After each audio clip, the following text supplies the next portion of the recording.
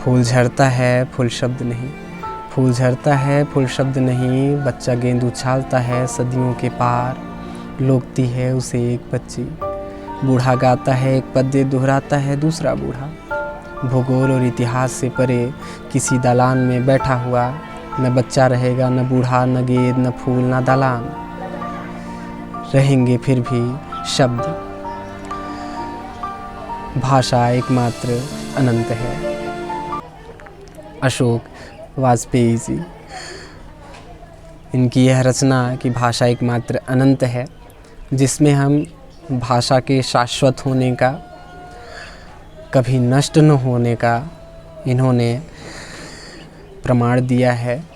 और क्या है इसकी व्याख्या कि फूल झड़ता है फूल शब्द नहीं, कि लेखक कहते हैं कि फूल पौधे से, वृक्ष से, पेड़ से झड़कर उसकी पंखुड़ियाँ अलग अलग हो जाती हैं, मिट्टी में मिलके वो अस्तित्वहीन हो जाता है, समाप्त हो जाता है, किंतु वो जो फूल शब्द है वह समाप्त नहीं होता।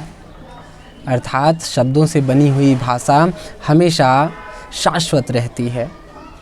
और बच्चा गेंद उछालता है सदियों के पार, कि जैसे एक बच्चा गेंद उछालता है, दूसरा बच्चा या बच्ची उसे रोक लेती है, उसी प्रकार से शब्द भी हैं कि जैसे कोई बूढ़ा एक पद्य गाया और सदियों बाद, युगों बाद कोई दूसरा बूढ़ा उसे दोहरा रहा होता है, कि जैसे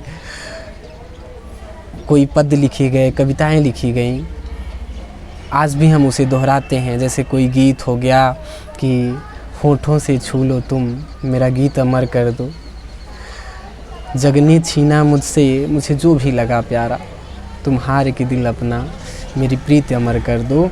यह गीत आज भी जो गाते हैं, गुनगुनाते हैं, उसी भाव की अभिव्यंजना होती है।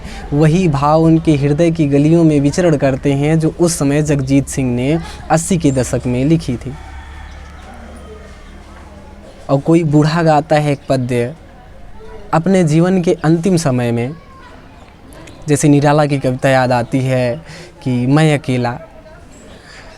अकेला आ रही मेरे दिवस की सांध्य वेला, पके आधे बाल मेरे, हुए निष्प्रभ गाल मेरे, चाल मेरी मंद होती जा रहा मेला। निराला जी की पंक्तियाँ आज भी कोई अगर वृद्ध इन पंक्तियों को गाए तो उसी भाव की अभिव्यंजना होगी। इसलिए भाषा कभी भूगोल और इतिहास के बंधनों में नहीं बन सकती है। कोई एक गीत है, वह ये सीमा निश्चित नहीं की जा सकती है कि इसके उस पार कोई नहीं गाएगा। हमारे बहुत सारे भारतीय फिल्म, भारतीय गीत, संगीत पाकिस्तान में धूमधाम से बजते हैं, चलते हैं, देखे जाते हैं। यहाँ से दूर कोई अमेरिका में रह रहा हिंदी भाषी इन गीतों को गुनगुना रहा होता है, तो भूगोल से परे और इतिहास से कभी नहीं बन सकता। भाषा कभी इतिहास नहीं होती है। अगर हम आज भी गा रहे हैं कोई एक गीत, चाहे रहीमदास का दोहा ही क्यों ना हो कि रहीमन निज मन की व्यथा मन में राखे गोए, सुनिठ लई हैं लोग सब बाट न लई हैं कोई, तो वो आज भी उसी भाव की अभिव्यंजना हो रही है जिस भाव को लेकर रहीमदास जी ने इसकी रचना की थी।